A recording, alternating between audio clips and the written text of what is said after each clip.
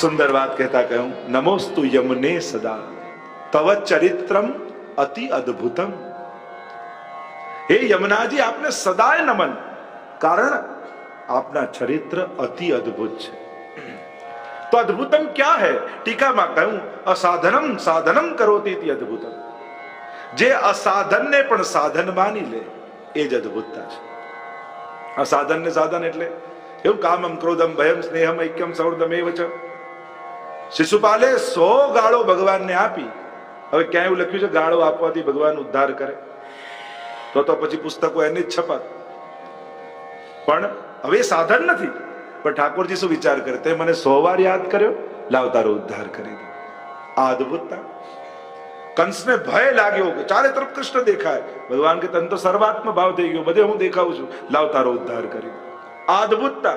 ભય એ ભગવત પ્રાપ્તિનું ઉદ્ધારનું સાધન નથી, પણ ભયથી ભગવાન ઉદ્ધાર કરે એ અદ્ભુતતા. તો આ જ યમુનાજીની અદ્ભુતતાનું લક્ષણ છે કે અસાધનમ સાધનમ કરોતિ તે અદ્ભુતમ. સાધન જીવે ન કર્યું હોય, અજાણતા તમે કોઈને ત્યાં ગયા અને સહજ યમુનાજીના પાન કરી લીધા તોય તમારા પર કૃપા થઈ જાય. સહજ વ્રજમાં ગયા અને યમુનાજીના દર્શન કરી લીધા તોય તમારા પર કૃપા થઈ જાય. કારણ યમુનાજી કોઈ સ્નાન કરવાથી જ કૃપા કરે એવું નથી, પાન કરવાથી જ કૃપા કરે એવું નથી. અરે જોતા જન્મ સુધાર્યા. કેવલ દર્શન કરી લો ને તોય જન્મ સુધરી જાય, એવા શ્રી યમુનાજી છે. તો અદ્ભુતતા યમુનાજીની એ જ છે કે અસાધનને પણ સાધન માની અને જીવનો ઉદ્ધાર કરે. આસાધનમ સાધનમ કરોતિ ઇતિ અદ્ભુતમ તવ ચરિત્રમ અત્યદ્ભુતમ ન જાતુ યમ યાતના ભવતિ તે પયઃ પાનત.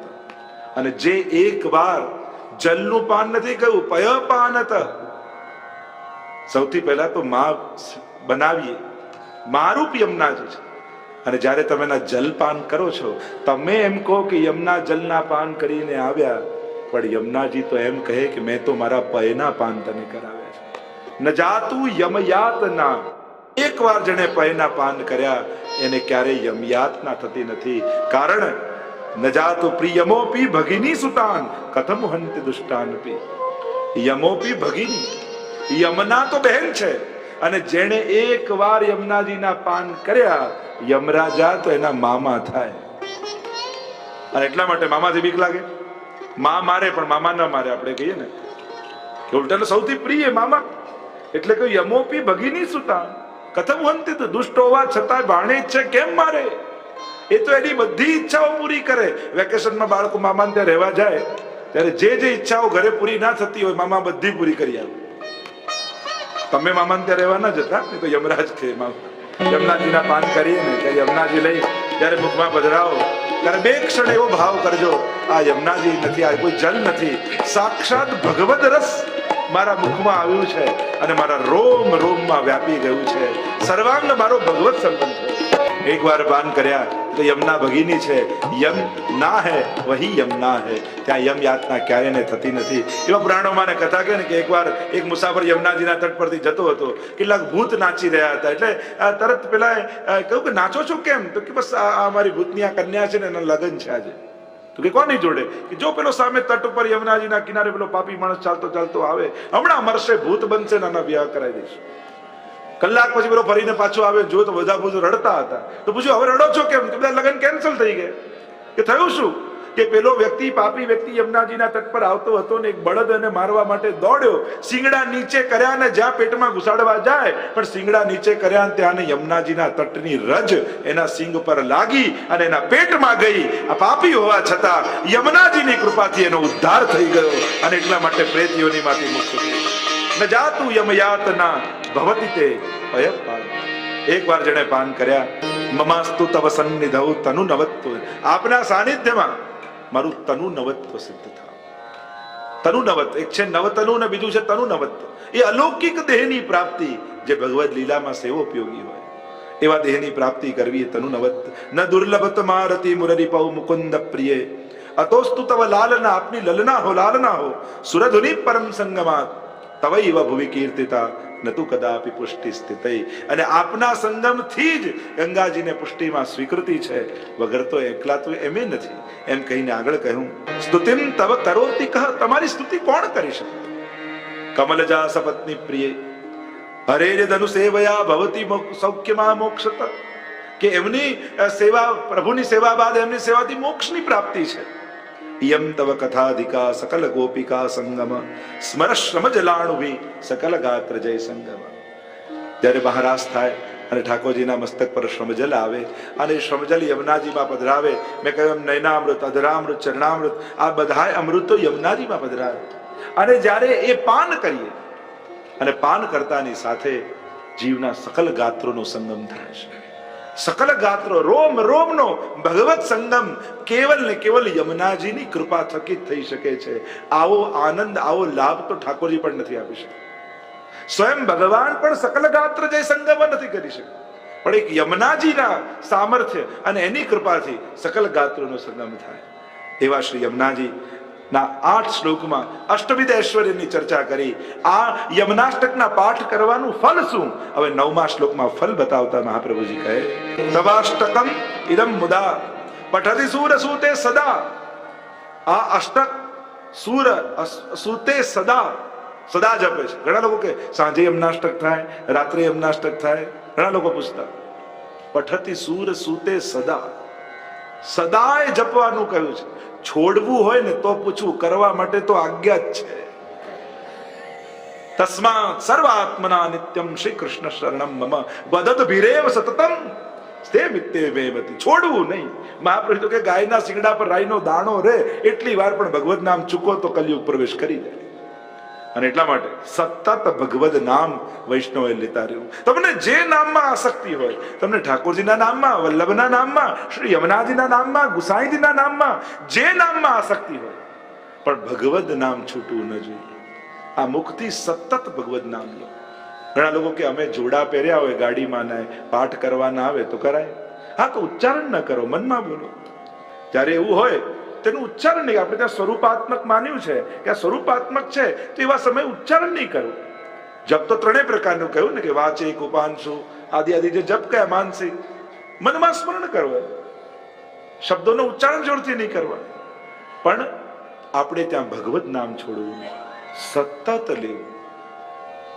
કારણ કે ક્ષણવાર પણ છોડીએ છે, કોણ જાણે છોડ્યા પછી પાછું જીવવા પર આવે કે નહીં. જો આ ઠાકોરજીના નામને મન ઉપર પણ ન છોડતા, કે મન લાગે ત્યારે લેવું, ભાવ આવે ત્યારે ના, આ મન નહીં લેવા દે. એટલે ભગવત નામ લેવાની તો આદત પાડી દેવી. આદત કોને કહેવાય? ન કરવાની ઈચ્છા છતાં જે થાય એમ આદત. આપણને ગુસ્સો કરવાની કેવી આદત હોય? નક્કી કરીને જઈએ કે નથી કરવો તો થઈ જાય છે. ભગવત નામ લેવાની. હવે મંદિરમાં ઠાકોરજીની સામે સત્સંગ મંડળમાં બેઠા હો તોય ભગવાન યાદ નથી આવતા, તો તમને એવી ખાતરી ખરી કે હોસ્પિટલમાં સૂતા હશો, ઓક્સિજનનો બાટલો ચડતો હશે, ચારે બાજુ નર્સો ને ડોક્ટરો હશે, ત્યારે તમને ઠાકોરજી યાદ આવશે? બધા ના પડે. તો મંદિરમાં ઠાકોરજી સામે પણ ભગવાનને યાદ નથી આવતા, તો એવા સ્થિતિમાં આવશે તો મન તો ક્યાં જશે?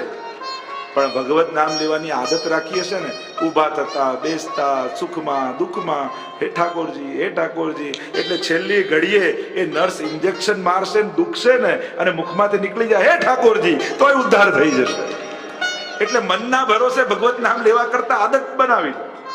કઈ બી હોય ભગવત નામ મુખમાંથી નીકળવું. કઈ બી થાય, સારું ખરાબ, ભલું બુરું, જે કાંઈ થાય, ઉઠતા બેસતા, ભાઈ કુભાઈ અનકા લસુ, જેમ કહ્યું ને, ભગવત નામ લેવું, ભગવદ આશ્રય નહીં છોડવો. ભક્ત દ્રોહે ભક્ત્યા ભાવે ભક્તેચ્છા અતિક્રમે કૃતે અશક્ય વા સુશક્ય વા શરણમ. કોઈ પણ સંજોગ આવે ઠાકોરજીનું નામ લેવું. એટલે એવા સમયે મન તો નહીં લાગે, પણ ટેવવશ પણ ભગવત નામ નીકળી ગયું ને તોય ઉદ્ધાર થઈ જશે. એટલે આદત બનાવી દો ભગવત નામ. અહીંયા કહ્યું પઠતિ સૂર સૂતે સદા. પહેલું ફલ કહ્યું સમસ્ત દુરિતક્ષયો, સમસ્ત પાપોનો નાશ થાય. માણસ પવિત્ર, કોઈ પણ વસ્તુને શુદ્ધ 2 રીતે કરાય, અગ્નિથી યા જલથી.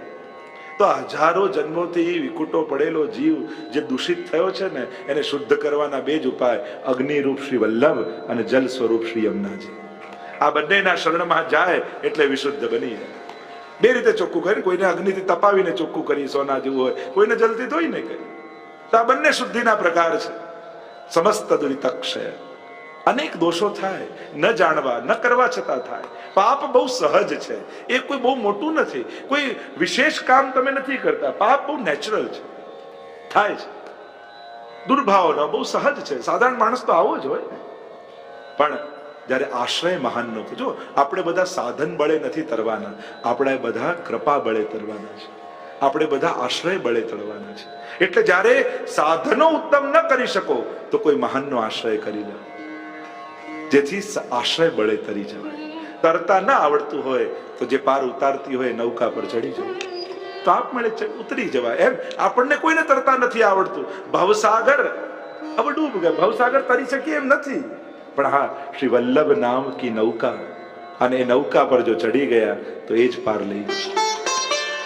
એટલે જ ત્યાં એકાદશ સ્કંદમાં પણ જયારે આવ્યું દુર્લભો માનુષો દેહો દેહી નામ ક્ષણ ભંગુર, ત્યાં મહાપ્રભુજી કા દેહ રૂપી નૌકા ગુરુ રૂપી કર્ણધારને સોંપી દેવી જોઈએ, એ જ પાર લઈ જાય. સમસ્ત દુરિત ક્ષયો ભવતી વૈ મુકુંદે રતિ, ઠાકોરજીમાં પ્રેમ પ્રાપ્ત. આ યમનાષ્ટક કરવાથી શું થશે? તમે એક યમનાષ્ટક કર્યું, તમારા એ દિવસના બધા પાપ ગયા. બીજું, ઠાકોરજીમાં પ્રેમની વૃદ્ધિ થશે. ભવતી વૈ મુકુંદે તયા સકલ સિદ્ધયો, જે પૂર્વમાં સિદ્ધિ બતાવી એ સકલ સિદ્ધિઓનું દાન યમુનાજી કરશે. મુરરી પુષ્ટ સંતુષ્ટતિ, ઠાકોરજીને પરમ સંતોષ થશે. અને સ્વભાવ વિજયો ભવે, પાંચમું કહ્યું સ્વભાવ પર વિજય થશે.